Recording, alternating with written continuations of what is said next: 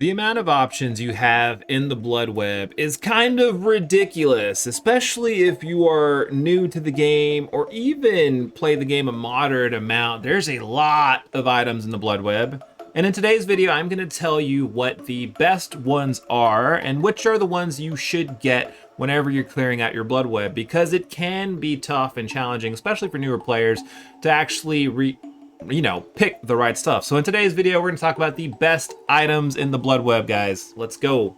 Okay, friends, so I went ahead and fired up a custom game just so I could have a nice overlay of the items so I could show you guys what to look out for in your Blood Webs. We are not going to go over every single item because that would just be too long and too over the top, but I'm going to touch base on what I believe are the best items in your Blood Web and which ones you should probably keep an eye out for if you are playing the game and picking stuff up. So without further ado, let's get started. So I wouldn't really pay too much attention. These are just for the holiday event. If you're playing right now, these are cool. It's just a basic flashlight and the yellow med kit. These are good items, but we're not gonna get into those because this event won't last forever, and I want this to be a long-term video. So we're gonna start off with the rainbow map.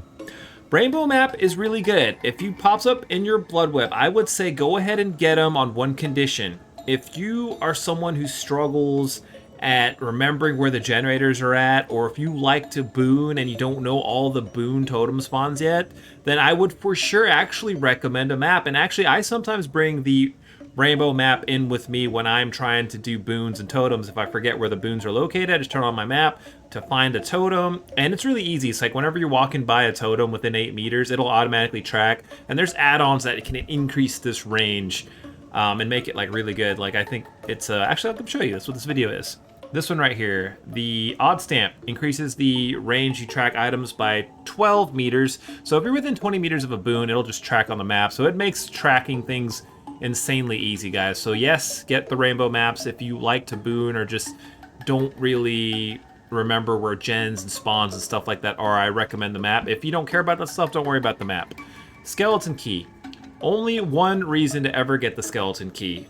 This was an item I used to skip and never really tried out, and I hated. All the keys to me were personally garbage. Keys can be used to open the hatch in the end game, which usually, more often than not, it's a very rare situation. You're actually in the end game and you're in a situation where the killers close the hatch and you're right next to the hatch and you can actually go open it up with a key. That's only happened to me once in like the 6 months I've been playing Dead by Daylight. So that will most likely not be the reason you use the key. The real reason you want to use the key is for these add-ons here. Keep an eye out for them in your Blood Web. The Blood Amber lets you see the killer's aura within a 32-meter range, but it increases the consumption of your key by 100%. The rest of these I wouldn't even really worry about. It's just, this is the one that makes your key pretty good, and if you want to have a lot of fun, then use this one in combination with it. The gold token. These will be my 2 picks for key add-ons. Gold tokens, Blood Amber, because this one turns your key into a killer aura reading machine, and this one turns your key into a survivor aura reading machine. So this lets you activate the key to see where your teammate's at and where the killer's at. And if you combine this key with open-handed, an Ace Viscotti perk that lets you increase the aura reading ranges by 16 meters, this key actually becomes really good. And if you even bring Built to Last to refill your charges, you pretty much have permanent intel on the killer's location and where your teammates are at all game long. And this is actually a very strong setup, so don't ignore the gold tokens, Blood Ambers, and the orange ultra rare skeleton key. Sorry, not orange, red. I think this key is very good. Alex's toolbox. If you want to sabotage hooks, then this is the best toolbox for you. If you are not interested in sabotaging hooks, you don't really need to worry about this item in your Blood Web. It's just there if you want the fastest possible sabotages. Bring an Alex toolbox with you. Hook on the hacksaw, which increases the sabotage speed another 20%, and then the grip wrench, which causes the hook to take an extra 15 seconds to respawn. This is a really good setup for this toolbox. But only if you're interested in sabotaging hooks. If you don't care about that playstyle, then don't even need to worry about these toolbox or add-ons. This gold key, useless, don't even get it. Engineer's toolbox, pretty good. 100% boost on your gen speed for 16 charges. And it decreases your sabotage speed by 25%. So it actually makes you sabotage, I guess, a little slower, which is weird, the way they worded it. This increases your speed. This decreases it. So I guess it makes you sabotage slower, kind of a weird thing. I feel like I sabotage faster when I use it. Might need to actually load a game in and verify that. Other than that, add-ons for your toolboxes, the best ones. Brand new part is great because it lets you instantly do 15% of a generator at the start of the match, and then you get 2 difficult skill checks. If you land them, you get an extra 5 and an extra 5, so you get to just do instantly 25% of a generator, and then the add-ons consume, so it kind of sucks you can't use it multiple times, but it's really fun to use it in a couple games just to get that really quick bonus on your gen speed.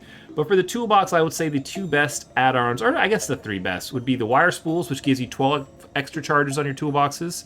Scraps are pretty good to give you 8 extra charges on your toolboxes. And then the socket swivels are decent because they let you repair 30% quicker. The rest of the stuff I wouldn't even worry about. Just don't even worry about it. It's not worth it. Engineer's toolbox, so it's a decent toolbox.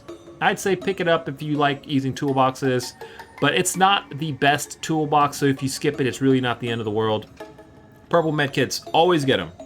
Great. 32 charges, it's enough for 2 heals. You heal your allies 50% better. Like, if you ever see this in your Bloodweb, just get it. The medkits are probably some of the best items in this game, guys.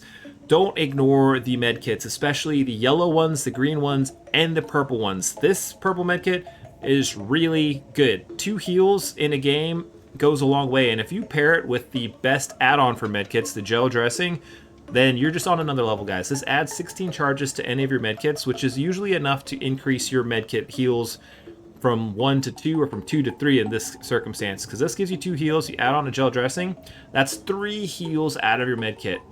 So when using medkits, the best add-ons in your Bloodwebs are gel dressings, self-adherent wraps, and bandages. And I'll talk about why the bandages and the self-adherent wraps are pretty good later.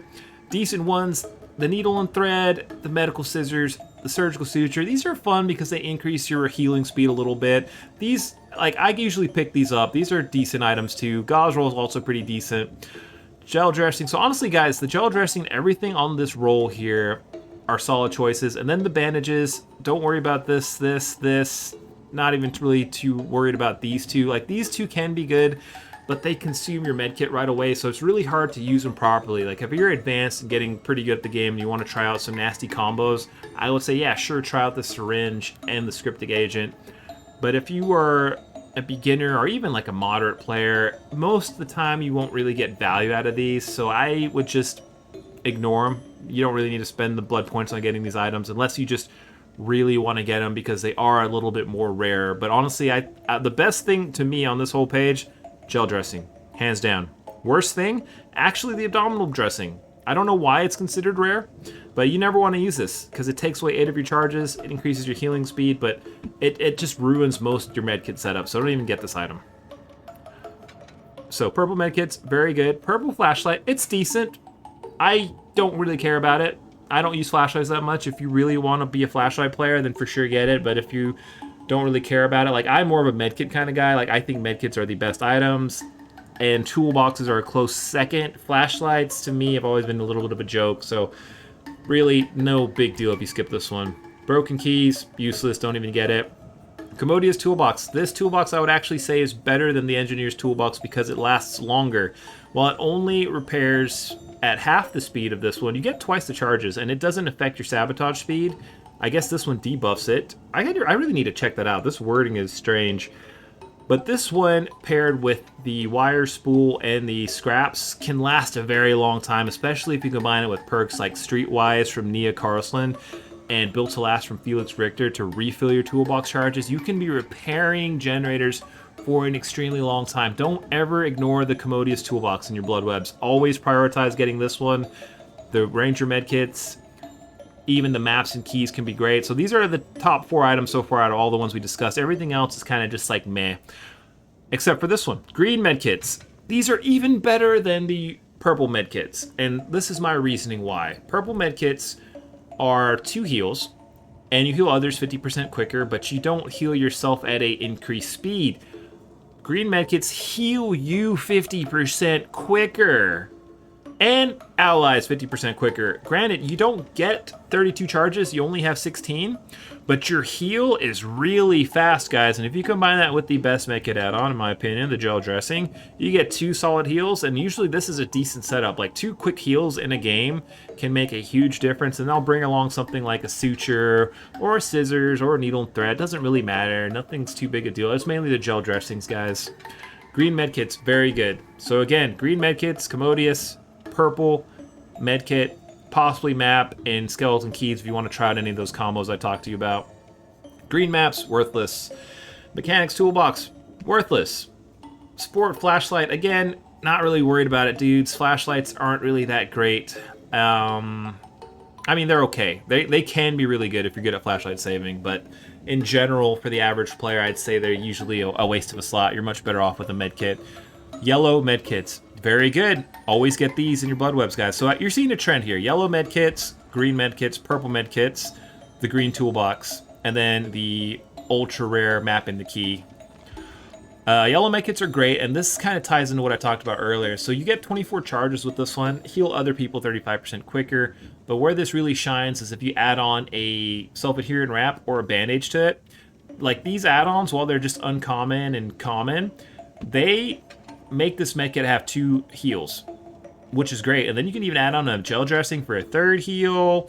I usually don't do that because I feel like 2 heals tends to be enough. Like I'll put gel dressings on my purple medkits, but on the yellow ones, I'll usually just do like the wrap and then the scissors, and then you have a medkit that heals you 20% quicker and you get 2 heals out of it. Like this is a beautiful setup right here. Like I highly recommend it, boys. Highly recommend it. Very good.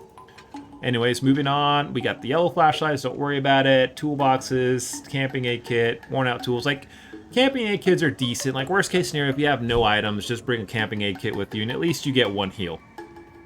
Decent. Horrible. Horrible. Not really worth it. So yeah, guys, in summary, that was the medkits and the commodious toolbox, and then the rainbow and the key. I'm repeating this multiple times because I'm assuming if you're watching this video, you're probably a relatively newer player or just haven't actually gone through the Bloodweb stuff. And I really just want this to stick for you guys. So anyways, guys, that's it for the items to prioritize in your Bloodweb. I am actually going to talk a little bit about the offerings as well, because that is a huge part of what spawns here in the Bloodwebs.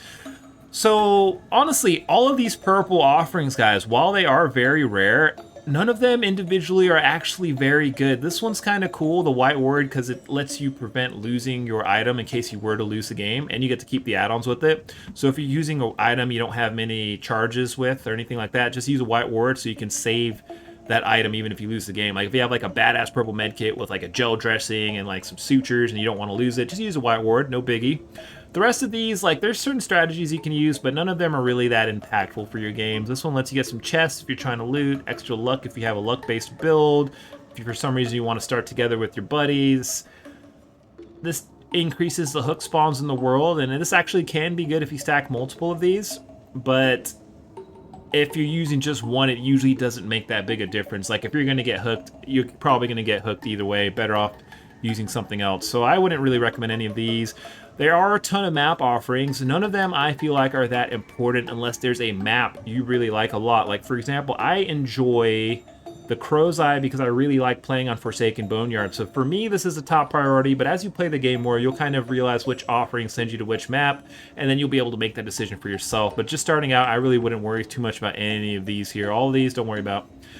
This one gives you a little bit of luck, not that big a deal. And then the yellow offerings here, none of these are really even worth it. And then we have a couple of these, and honestly, some of these actually can be good. Like if you're someone who struggles finding the hatch and you really want to just make sure you can find the hatch in the end game if you're the last one alive, then using like this one, the annotated blueprint, it spawns the hatch in the killer shack. So if you know where the killer shack's at, you can find the hatch in the end game.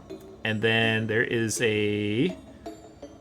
this one spawns the basement. I think there's another one. All right, this one spawns the hatch in the main building. So this blueprint and that blueprint kind of control where the hatch spawns, so this can help you out in the end game.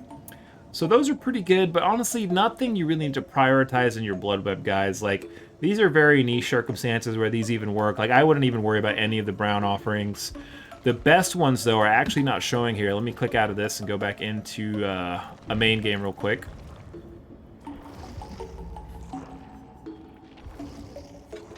So friends, the best offerings are going to be the ones that impact your blood points. For example, this escape cake here, top priority pick because it increases your blood point gains from all categories in your game by 100%. So make sure you always get escape cakes in your blood web because you can use these just to get extra blood points for the games you're already playing. Oh my god, why does it keep doing this? So escape cakes are very good. What's better than the escape cake is actually the party streamers, which I don't have on Michaela. Hold on, I think I have it on one of these characters. Yeah, I got it on her. No, it's Feng Ming. Feng Ming's gotta have one. What? Hold on. Oh, there it is. It's deactivated right now. Don't worry, it will be reactivated at some point. Party streamers, same thing as escape cakes, except it gives you 100% extra blood points for all players in the group. So if you're playing with your buddies, everybody throw up party streamers, you'll get a lot of blood points in the game.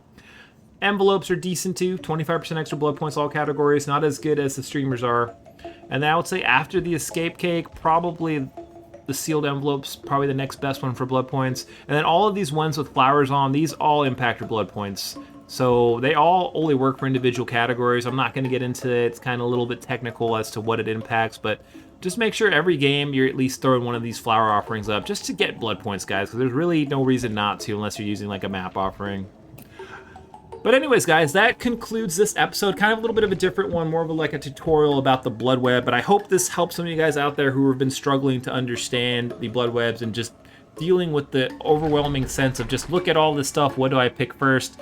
Those are the items you should prioritize. As you saw here, I got the med kit first, and I got that self-adherent wrap, and then the rest of the stuff I don't really care about, so I would just do whatever, make the blood web shrivel up faster, and move on to the next one. Anyways, guys, leave a like if you enjoyed the video, comment, subscribe, join the family, and I will see you on the next one. Have an amazing day. Do not forget to smile, and good luck with your blood webs. Bye.